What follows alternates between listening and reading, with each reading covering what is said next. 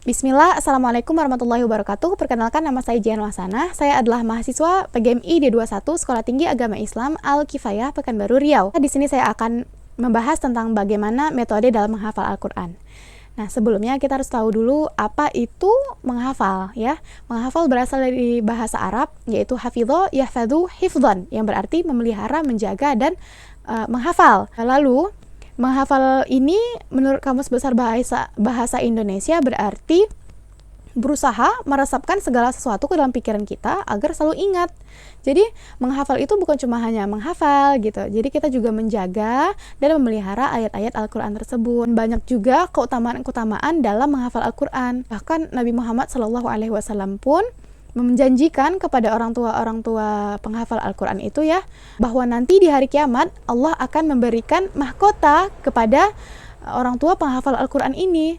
Bahkan Allah itu memberikan kedudukan yang tinggi kepada penghafal Al-Quran. Masya Allah. Lalu saat pada zaman perang, ya, panglima-panglima perang atau bahkan pemimpin perang itu tuh adalah orang penghafal Al-Quran. Untuk jadi imam pun yang diutamakan adalah orang-orang yang menghafal Al-Quran gitu.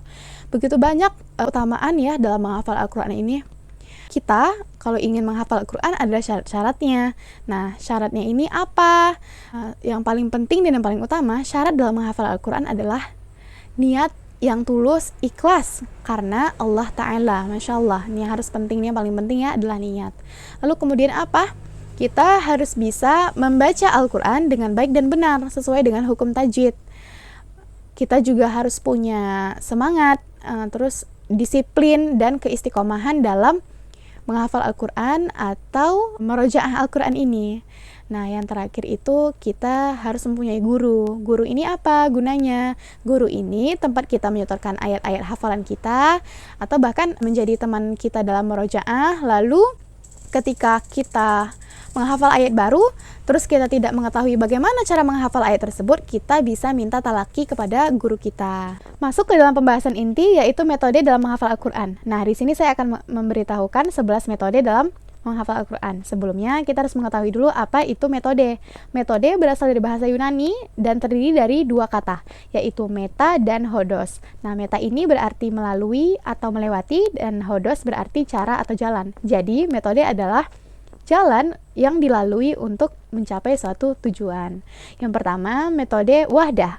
Metode ini mengulang atau membaca satu ayat dan itu diulang sebanyak 10 kali, 20 kali, atau bahkan lebih. Nah, yang kedua, metode kitabah. Kitabah ini berarti menulis. Jadi kita menuliskan satu ayat dalam kertas, kemudian itu dilakukan secara berulang kali. Ketiga, itu ada metode simai. Simai berarti mendengarkan. Metode ini sangat banyak digunakan untuk anak-anak usia dini. Walaupun mereka mungkin masih mengetahui hanya huruf-huruf hijaiyah saja gitu kan, belum bisa membaca Al-Quran dengan cara baik dan benar, tetapi mereka dapat menghafal dengan fasih gitu. Mereka dapat membacakan ayat Al-Quran dengan fasih karena setiap harinya selalu didengarkan dengan Quran, bisa mendengarkan murotal atau mendengarkan speaker-speaker ayat-ayat Al-Quran gitu. Nah, yang keempat ada metode gabungan. Nah, gabungan ini antara metode satu wahdah dan metode kitabah tadi, ya, gabungkan.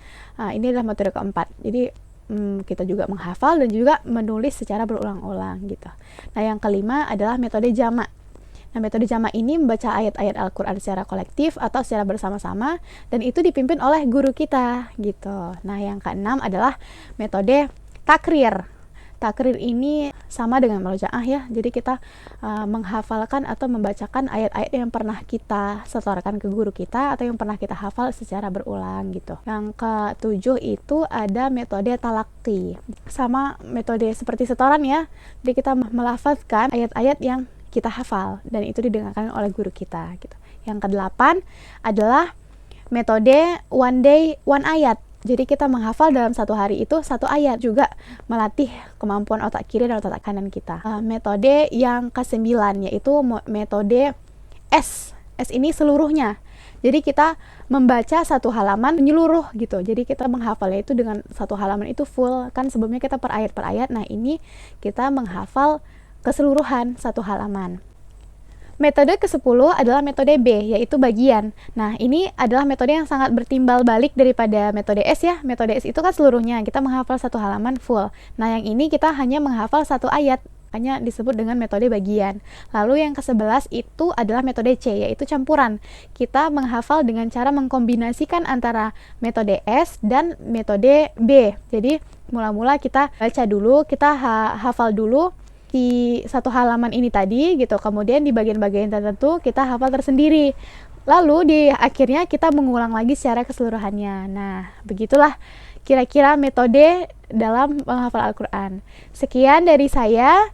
Semoga orang-orang yang telah menghafal Al-Quran atau yang ingin menghafal Al-Quran dapat dimudahkan dengan berbagai macam metode yang telah saya sampaikan tadi. Baiklah, saya Jihanul Hasanah. Saya ucapkan terima kasih. Assalamualaikum warahmatullahi wabarakatuh.